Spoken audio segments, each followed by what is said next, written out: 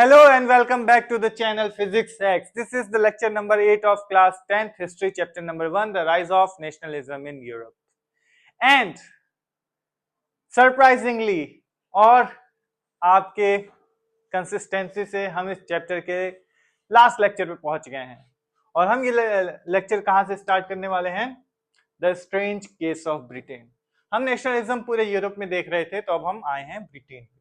ठीक है, अच्छा ब्रिटेन हमने वर्ड सुना, ठीक है, हमने कंट्री का नाम सुना है ग्रेट ब्रिटेन। यार रुको, मैं यहां दिखाता हूं।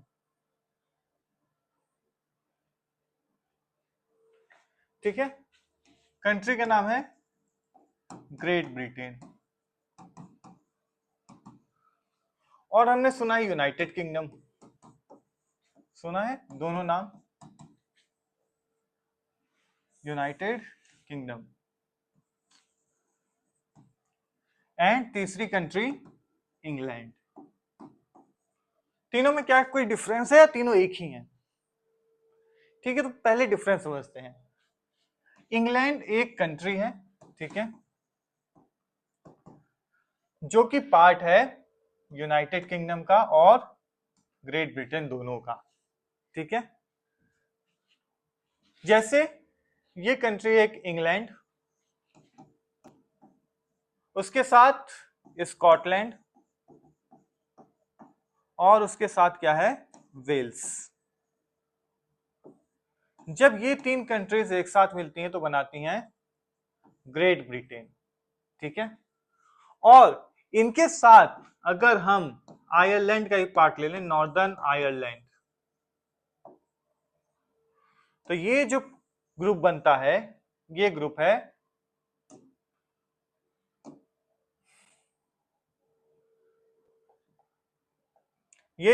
इस ग्रुप को कहते हैं यूनाइटेड किंगडम। ठीक है,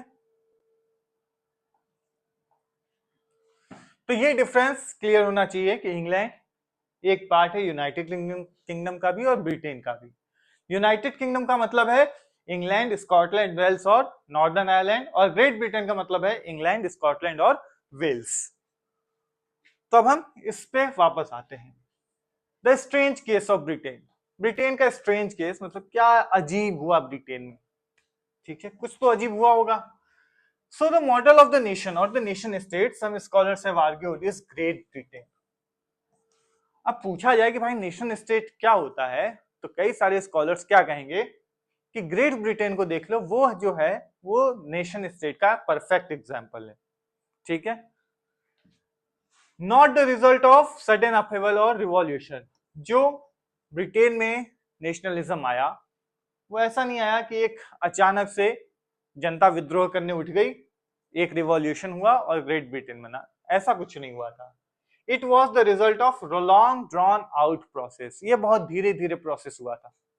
ठीक है, ग्रेट ब्रिटेन एक नेशन स्टेट कैसे बना, ये बहुत धीरे धीरे प्रोसेस हुआ। कैसे हुआ?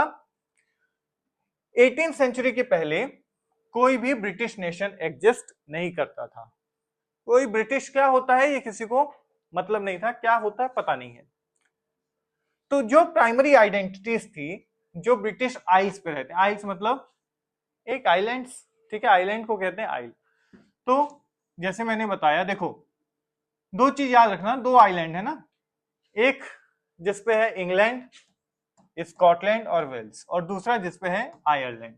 और आयरलैंड का ऊपर वाला एरिया, नॉर्दर्न पार्ट, ये इन्हीं के कंट्रोल में है। ठीक है, तो जो ब्रिटिश आइल्स पे लोग रहते थे वो ethnic one such as English, Wales, Scot और आयरिश। चार लोग हैं। जो इंग्लैंड में रहता है इंग्लिश, जो स्कॉटलैंड में रहता है स्कॉट या स्कॉटिश, वेल्स में रहने वाला वेल्श और आयरलैंड में रहने वाला आयरिश। ये चार अलग अलग लोग रहते थे। ठीक है, all of these ethnic groups had their own cultural and political traditions. सबके अपने अपने कल्चरल और पॉलिटिकल ट्रेडिशंस थे। अभी तक ये एक कंट्री फॉर्म नहीं करते थे, चारों अलग अलग थे। ठीक है, but as the English nation steadily grew in wealth, importance and power, it was able to extend its influence over the other nations of the islands. जैसे जैसे इंग्लैंड पावरफुल होता गया, उसके पास पैसे बढ़ते गए, वेल्थ बढ़ता गया, इकोनॉमिकली वो स्ट्रांग होता गया, उसने अपना इन्फ्लुएंस अपने आसपास के बाकी एरियाज में फैलाना शुरू कर दिया। ठीक है, आगे देखो। The English parliament which had seized power from the monarchy in 1688। 1688 में क्या हुआ था, एक बहुत इंटरेस्टिंग इंसिडेंट हुआ था, ग्लोरियस रिवॉल्यूशन। ठीक है, glorious revolution that happened in 1688। सो उस टाइम क्या किया था, इंग्लिश पार्लियामेंट ने मोनार्की से पावर छीन ली थी। मोनार्की से कहा कि आप रहो राजा, लेकिन डिसीजंस कौन बनाएगी, पार्लियामेंट। ठीक है, आप रहो किंग रहो क्वीन रहो, हमें उससे क्या मतलब है, बस डिसीजन पार्लियामेंट का होगा। ठीक है, एंड इसी वजह से एक नेशन स्टेट इमर्ज हुआ जिसका सेंटर कौन बना, इंग्लैंड। ठीक है, सारी पावर किसके पास थी, इंग्लैंड के पास थी। In the Act of Union 1707 between England and Scotland that resulted in the formation of the United Kingdom of Great Britain meant in effect that England was able to impose its influence on Scotland.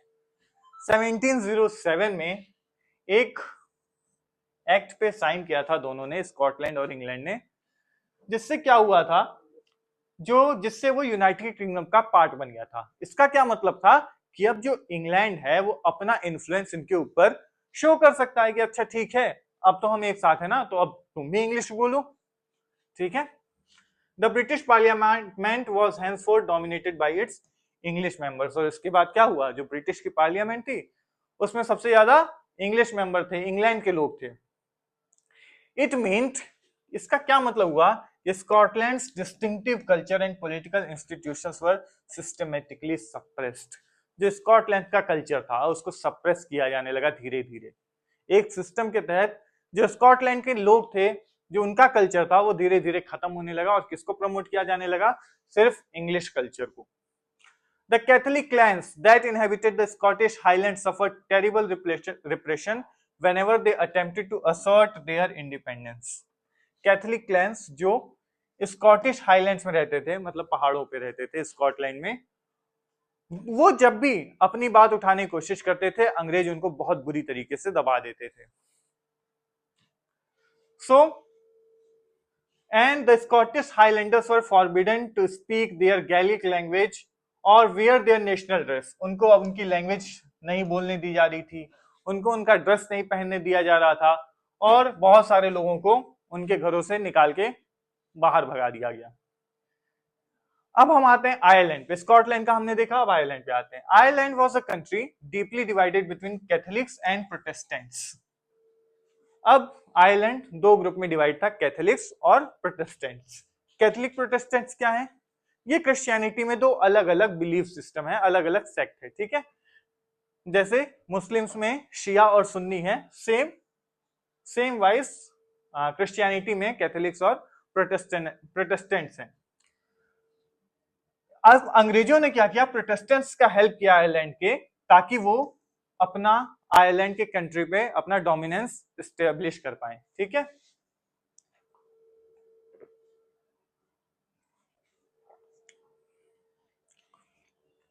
फिर Catholics ने क्या किया, उन्होंने British के खिलाफ अपनी आवाज उठाई, उनसे लड़ाई की। क्यों, क्योंकि ब्रिटिश प्रोटेस्टेंट्स का सपोर्ट करके कैथोलिक्स को दबा रहे थे, तो कैथोलिक्स का दुश्मन कौन हुआ, ब्रिटिश। तो वो ब्रिटिश से लड़ना स्टार्ट किए, बट वो रिवॉल्ट भी फेल हो गया। ठीक, led by Wolfe Tone and his United Irishmen, Ireland was forcibly incorporated into United Kingdom in 1801।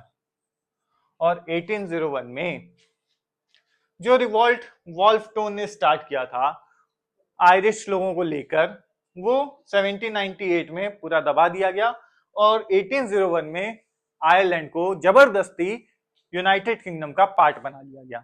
ठीक है, अभी हमने पढ़ा था ना यूनाइटेड किंगडम का पार्ट है।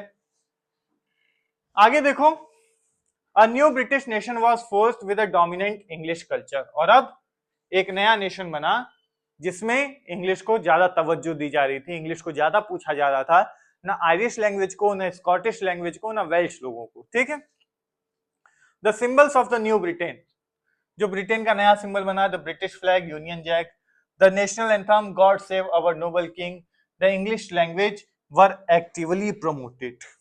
जो ब्रिटिश का फ्लैग था उसको प्रमोट किया गया, जो उनका नेशनल एंथम था उसको प्रमोट किया गया, इंग्लिश लैंग्वेज को प्रमोट किया गया, बट उनके कल्चर का कोई भी ध्यान नहीं रखा गया। ठीक है। And the older nation survived only as subordinate partners in this union. और जो ये सारे देश थे, स्कॉटलैंड, वेल्स और नॉर्दर्न आयरलैंड, वो सिर्फ अब इसके सबऑर्डिनेट पार्टनर्स बन के रह गए, मतलब एक जूनियर कंट्री, एक कंट्री का पार्ट तो है वो, पर वो सबऑर्डिनेट है। ठीक है, आगे देखो।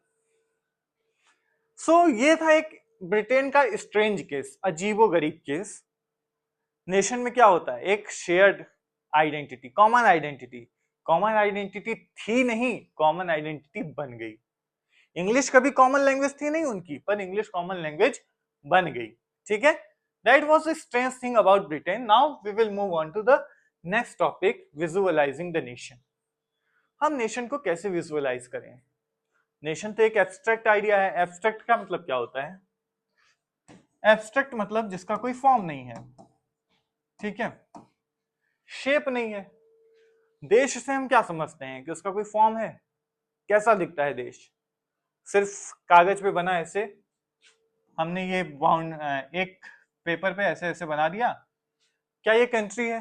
हमने बॉर्डर बना दिया, बाउंड्री बना दिया, इंडिया का मैप लगा दिया, क्या वो कंट्री है? अगर वो नेशन नहीं है तो क्या है नेशन फिर?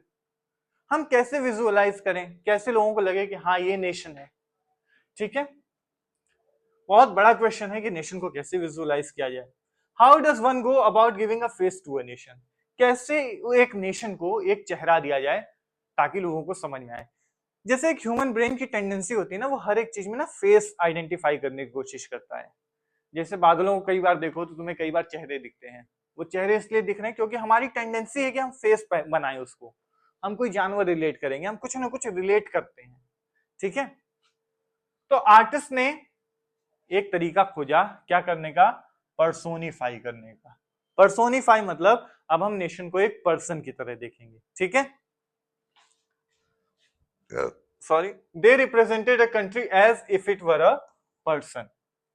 कंट्री को ऐसे रिप्रेजेंट किया क्या जैसे कोई पर्सन है। ठीक है, nations were then portrayed as female figures. और तब नेशंस को कैसे दिखाया जाता था? Female figures. फ्रेंच रिवॉल्यूशन में लिबर्टी को भी हमने फीमेल फिगर से रिप्रेजेंट किया था। ठीक है, अब फीमेल क्यों? फीमेल भी क्यों? सोचना, थोड़ा आइडिया लगेगा क्यों फीमेल को चूज किया गया।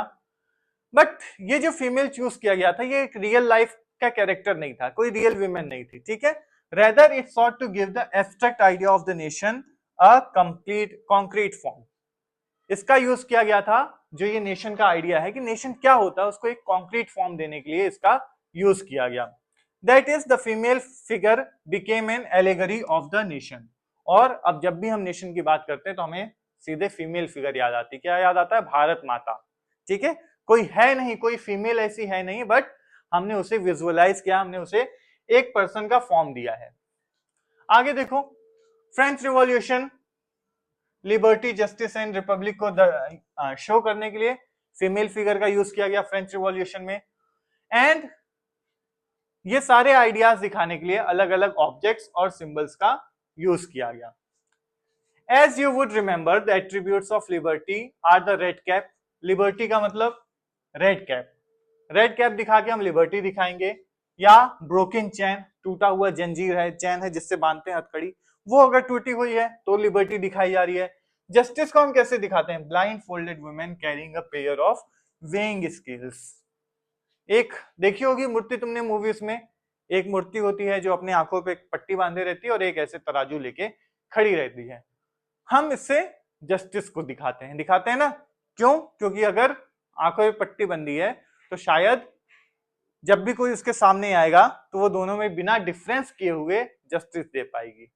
ठीक है, बट रिसेंटली इंडियन गवर्नमेंट ने एक चेंज किया इसमें।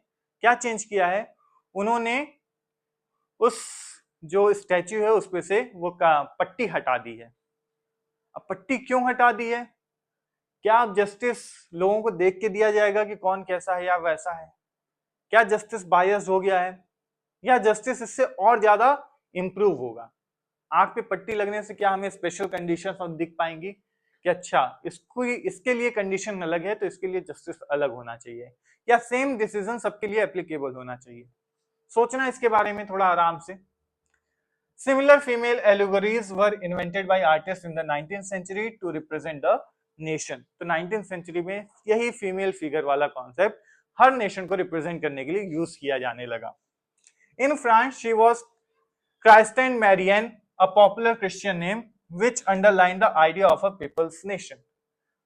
फ्रांस में उसका नाम था क्राइस्टाइन मैरियन। क्राइस्टाइन मतलब एक क्रिश्चियन फिगर, ठीक है, मैरियन उसका नाम रखा गया, जिससे हम कह सकते हो फ्रेंच माता, ठीक है। Her characteristics were drawn from those of liberty and the republic, और उनकी क्या क्या कैरेक्टरिस्टिक है, मतलब क्या क्या उनकी क्वालिटीज हैं, वो लिबर्टी और रिपब्लिक से बनाया गया। रेड कैप, ट्राई कलर और द कॉकेट, ठीक है। आगे देखो, statues of Marianne were erected in public squares to remind the public of the national symbols of unity and to persuade them to identify with it. अब ये चीज हर square मतलब चौराहों पे लगा दी गई ताकि और लोगों से कहा गया कि आप इससे रिलेट करो, ये हमारी कंट्री का रिप्रेजेंटेशन है, तो हमें अपनी कंट्री से प्रेम करना चाहिए, तो हमें इसके अंदर अपने आप को देखना चाहिए, अपने फ्लैग में, उनके फ्लैग में अपने आप को पहचानो, ठीक है। Marianne images were marked on coins and stamps. अब इनकी इमेज को कॉइन्स पे भी बनाया गया, स्टैम्प्स पे भी बनाया गया, ताकि लोग एसोसिएट कर पाए अपने आप को नेशन से। Similarly Germania became the allegory of the German nation, और इसी तरीके से जर्मेनिया बनी जर्मनी की जर्मेनिया माता। In visuals representation Germania wears a crown of oak leaves as the German oaks stand for heroism. ये देखो ओक लीव पहनी है, ठीक है, ओक का क्राउन है, ओक का मतलब होता है ये क्या रिप्रेजेंट करता है, हीरोइज्म, ठीक है, ताकि वो लड़ने में आगे हैं। ये देखो कुछ सिंबल्स हैं, एट्रीब्यूट है, उसके सिग्निफिकेंस हैं, क्या मतलब है। ब्रोकन चेन्स क्या होगा, बीइंग फ्रीड, ब्रोकन चेन का मतलब भाई आजाद होना, होगा कि नहीं होगा। फिर ब्रेस्ट प्लेट विद ईगल, ये जो ईगल का है, ठीक है, इसका मतलब है symbol of the German empire, strength का सिंबल है, ठीक है। Crown of oak leaves heroism, जो ओक का ये क्राउन है दिख रहा हुआ यहाँ, ये हीरोइज्म को रिप्रेजेंट करता है। स्वॉर्ड तलवार मतलब रेडीनेस टू फाइट, लड़ने के लिए हमेशा तैयार हैं, झुकेंगे नहीं। Olive branch around the sword, sword के आसपास ये ऑलिव ब्रांच है, इसका मतलब है लड़ने के लिए भी तैयार हैं, पर अगर जरूरत और शांति के लिए भी तैयार हैं, सिर्फ लड़ना नहीं है, हमें शांति भी चाहिए, ठीक है। Black red and gold try colour, ये जो ट्राई कलर तुम्हें दिख रहा है ब्लैक रेड और गोल्ड, इसका क्या मतलब है, ये लिबरल नेशनलिस्ट का फ्लैग है 1848 में, जिसको जर्मन स्टेट ने बैन कर दिया था, जर्मन के ड्यूक्स जो थे, राजा लोग थे, उन्होंने बैन कर दिया था क्योंकि ये रिवॉल्यूशन को रिप्रेजेंट करता था। तो जब उनके पास पावर आई तो उन्होंने इसको यूज किया। रेज ऑफ राइजिंग सन, ये जो पीछे दिख रहा है ना, उगते हुए सूरज की किरणें आ रही हैं, ये है बिगिनिंग ऑफ न्यू एरा, एक नया टाइम स्टार्ट हो रहा है, ठीक है। नेशनलिज्म एंड इंपीरियलिज्म, ठीक है, बहुत हमने पढ़ लिया है नेशनलिज्म, बड़ा अच्छा लगा पढ़ के। नेशनलिज्म एंड इंपीरियलिज्म, अब इंपीरियलिज्म बहुत नेगेटिव वर्ड है, ठीक है। इंपीरियलिज्म मतलब कोई एक कंट्री किसी दूसरे कंट्री पे डोमिनेट कर रही है, उसका एक्सप्लॉइटेशन कर रही है, ठीक है, मतलब पूरा साम्राज्य बना के रखे हुए हैं, एक ही कंट्री हर जगह रूल कर रही है, ठीक है। अच्छा, अब नेशनलिज्म बहुत अच्छी चीज है अभी तक लगा, पर नेशनलिज्म की बहुत सारी बुराइयां भी हैं। क्या बुराइयां हैं, अब जो भी नेशनलिज्म की फीलिंग है, अगर वो एक्सट्रीम हो जाए तो बहुत कुछ भूल जाती है, ठीक है। जैसे एक रविंद्रनाथ टैगोर की पोएम थी, where the head is held high and the mind is without the fear, जहां पर जो हम अपना सर है उठा के चल सकें, जहां पर हमारे दिमाग में कोई डर ना हो, और जहां पर हमने अपने दुनिया को एक कंट्रीज की छोटी छोटी बाउंड्रीज से न बांटा हो। कहने का मतलब हम क्या करते हैं, एक पूरा वर्ल्ड है अपना अर्थ, हम उसमें बॉर्डर ड्रॉ करते हैं, ये पार्ट मेरा, ये पार्ट तुम्हारा, और उसके बाद उसके लिए लड़ते हैं, एक दूसरे को मारते हैं, एक दूसरे की जान लेते हैं, यही करते हैं। तो रविंद्रनाथ टैगोर को ये आइडिया नेशन का पसंद नहीं था। वो चाहते थे कि बाउंड्रीज ऐसी एग्जिस्ट नहीं करनी चाहिए जिससे दुश्मनी बढ़ती हो। बट नेशनलिज्म है भाई, एक फीलिंग है, अपनापन है। अब अपनापन हो सकता है कि हम अपना मान लें ऐसे भी, या फिर दूसरे से नफरत करके हम अपना माने, तो दोनों बातें हो सकती हैं। जैसे किसी को भारत से प्रेम मतलब इंडिया से लव करना है, तो ये भी सोच सकता है इंडिया डेवलप हो, इंडिया ग्रो हो। पर कुछ लोग ऐसा भी सोचते हैं इंडिया से प्यार करने का मतलब कि पाकिस्तान से नफरत होनी चाहिए। हम पाकिस्तान के बारे में कुछ भी अच्छा नहीं सोच सकते, तभी हम देशभक्त हैं, नहीं तो देशभक्त नहीं है। ठीक है, पाकिस्तान मुर्दाबाद कहने से ही हम देशभक्त बनेंगे, बिना उसके हम देशभक्त नहीं बन सकते। ये नेशनलिज्म का एक नेगेटिव व्यू है। ठीक है, नेशनलिज्म किस तरीके से हमारे अंदर के इंसानियत को मार देता है, ह्यूमैनिटी को मार देता है, ये भी एक बहुत बड़ा फैक्टर है। तो नेशनलिज्म समझने के लिए थोड़ा इस कॉन्सेप्ट को बहुत केयरफुली समझना है। ठीक है, अब हम देखते हैं nationalism became a narrow creed with limited ends. Narrow creed हो गया, धीरे धीरे नेशनलिज्म क्या हो गया, नैरो क्रीड। नैरो क्रीड मतलब हम स्टार्ट किए थे नेशनलिज्म का मतलब लिबर्टी से, इक्वालिटी से, फ्रेटर्निटी से, भाईचारा, पर अब हम क्या कर रहे हैं, उसको बहुत नैरो कर दिए, बहुत पतला कर दिए हैं। अब हमको बड़े बड़े अच्छे अच्छे आइडियाज पसंद नहीं है, हमें सेक्युलरिज्म पसंद नहीं है। हम चाहते हैं कि हमारे देश में सिर्फ एक ही रिलीजन के लोग रहें, क्योंकि वही यहाँ के लोग हैं, बाकी लोग बाहर से आए हैं। ठीक है, धीरे धीरे नेशनलिज्म का फॉर्म चेंज होता गया, वो बहुत नैरो हो गया, बहुत छोटी सोच का हो गया। ठीक है,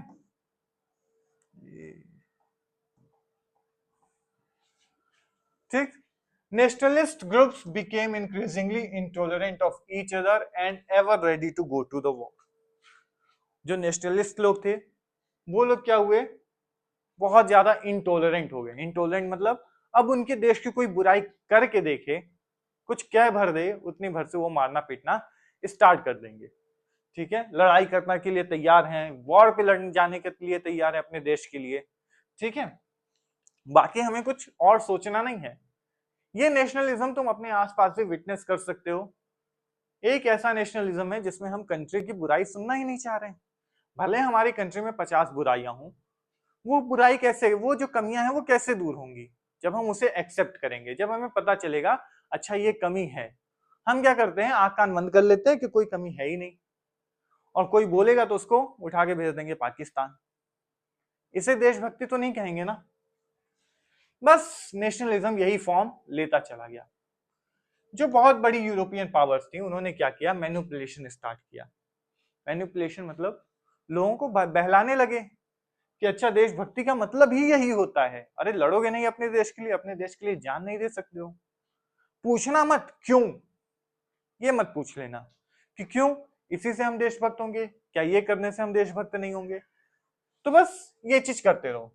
ये जो नेशनलिस्ट एस्पिरेशन है लोगों की, उनको बार बार इंपीरियलिस्ट एम्स के लिए, अपना साम्राज्य बढ़ाने के लिए लोगों को अलग अलग तरीके से बहलाया गया कि देखो देशभक्ति होने का यही प्रमाण है, तुमको लड़ना पड़ेगा। क्यों लड़ना, ये मत पूछना कि तुम देश के अच्छे के लिए लड़ रहे हो, वहां के सिटीजन के लिए अच्छे के लिए लड़ रहे हो, या वहां के राजा की सिर्फ उसका साम्राज्य फैले इसलिए लड़ रहे हो। The most serious source of nationalist tensions in Europe after 1871 was the area called the Balkans. 1871 के बाद यूरोप में जो सबसे गर्म माहौल वाला एरिया था वो बाल्कन्स था, जहां पर लड़ाइयां बहुत ज्यादा कॉमन हो गई। ठीक है, वहां पर बहुत ज्यादा टेंशन था, एक देश दूसरे देश को देखना तक नहीं चाह रहा था। It is a region of geographical and ethnic variations comprising modern day Romania, Bulgaria, Albania, Greece, Macedonia, Croatia, Bosnia, Herzegovina, Slovenia, Serbia, and Montenegro, whose inhabitants were broadly known as Slavs. ये बहुत छोटे areas में, area छोटा है पर बहुत छोटी छोटी बहुत सारी कंट्रीज हैं। ठीक है, ये कंट्रीज पार्ट है बाल्कन्स का। ये एक जियोग्राफिकल रीजन है, मतलब उस रीजन को ही बाल्कन्स कहते हैं, और एथनिक वेरिएशन वाला है, मतलब इतने छोटे से एरिया में ग्रीस है, मैसिडोनियन है, क्रोएशियन है, ठीक है, बोस्निया के रहने वाले लोग हैं, अलग अलग कंट्रीज के लोग हैं। अब ये रीजन बहुत ज्यादा कॉन्फ्लिक्ट वाला था। क्यों? पहले तो ये बाल्कन्स का बहुत बड़ा एरिया ऑटोमन एम्पायर के कंट्रोल में था। ऑटोमन एम्पायर जो टर्की में रूल कर रहा था, उसी एम्पायर के कंट्रोल के अंदर ये था। बट धीरे धीरे क्या हुआ, ऑटोमन एम्पायर वीक हुआ, डिसइंटीग्रेट हुआ, टूटने लगा। तो थोड़ी बहुत क्या मिली, इन लोगों को फ्रीडम मिल गई।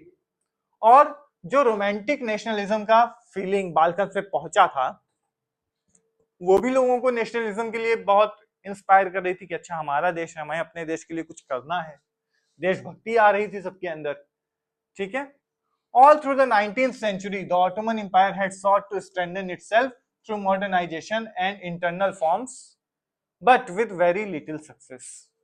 पूरी 19th century ऑटोमन एम्पायर ये कोशिश करता रहा कि हम उस पे क्या करें, कब्जा करें, जो हमारे हाथ से एरिया चला गया है बाल्कन्स का, उसको अपने कंट्रोल में लें। जिसके बाद हम क्या करेंगे, अब जब उसको हम अपने कंट्रोल में ले लेंगे तो हमारा एम्पायर फिर से बड़ा हो जाएगा। पहले अच्छा था, अब धीरे धीरे कमजोर हो गया, तो हमको वो एरिया चाहिए। बट वो कभी भी सक्सेस नहीं हो पाया। One by one it's European subject nationalities broke away from its control and declared independence. धीरे धीरे करके, एक एक करके सब ऑटोमन एम्पायर से दूर होते चले गए, अपने आप को आजाद घोषित करते चले गए और ऑटोमन एम्पायर कमजोर होता चला गया। The Balkan peoples based their claims for independence or political rights on nationality and used history to prove that they had once been independent but had subsequently been subjugated by the foreign powers. अब Balkans ने ये logic दिया, क्या दिया, कि हम लोग बहुत पहले, हिस्ट्री अगर हम उठा के देखें ना, तो हम लोग बहुत पहले इंडिपेंडेंट थे। ये जो ऑटोमन एम्पायर हम पे रूल कर रहा है ना, ये फॉरेनर है, ये बाहरी है, ये हमारा पार्ट नहीं था, हम लोग अलग हैं इनसे। तो हमारा पहला टारगेट है इनको हटाना और अपने आप को, अपने लिए एक अलग कंट्री बनाना जो हमारी कंट्री है, ठीक है। Hence the rebellious nationalities in the Balkans thought of their struggles as attempts to win back their long lost independence. और इसलिए अब बाल्कन्स में लोग किस लिए लड़ रहे थे, अपनी आजादी के लिए, जो बहुत पहले खो चुके थे। अब उनको एहसास हुआ कि हम गुलाम हैं, तो अब हमें अपनी आजादी के लिए लड़ना पड़ेगा। As the different Slavic nationalities struggle to define their identity and independence, the Balkan area became an area of intense conflict. अब क्या हुआ, बहुत छोटा एरिया है, बहुत ज्यादा एथनिक वेरिएशन है, तो अब इसमें यह था कि सब लोग अपनी आइडेंटिटी डिफाइन करें कैसे, हम किस नेशन के पार्ट हैं, कौन से, किसको हमें सपोर्ट करना है। और इस वजह से ये एरिया और ज्यादा कॉन्फ्लिक्ट और ज्यादा लड़ाई झगड़े वाला एरिया बन गया। The Balkan states were fiercely jealous of each other and each hoped to gain more territory at the expense of the others. यहाँ पर जितने भी देश थे सब एक दूसरे को देख के जलने लगे, सब सोचते थे कि कैसे भी दूसरे का एरिया हम कैप्चर कर लें, ठीक है।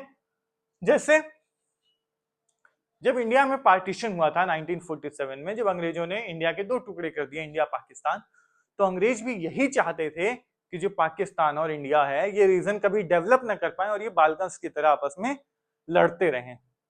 और ऐसा काफी हद तक सही भी रहा, इंडिया पाकिस्तान आपस में लड़ते रहे, जिसकी वजह से दोनों कंट्रीज को नुकसान हुआ, दोनों अच्छे से डेवलप नहीं कर पाए, ठीक है। क्यों? क्योंकि भाई एक दूसरे से जलना है, एक दूसरे के एरिया पे कब्जा करना है। सेम ये सारी चीज बाल्कन्स एरिया में बहुत ज्यादा प्रोमिनेंट थी। Matters were further complicated because the Balkans also became the scene of big power rivalry. और ज्यादा कॉम्प्लिकेटेड हो गया भाई, ऑटोमन एम्पायर का भी स्टेक लगा हुआ है उसमें, ऑटोमन एम्पायर भी उसमें कब्जा चाहता है, ठीक है। During this period, there was intense rivalry among the European powers over trade and colonies as well as naval and military might.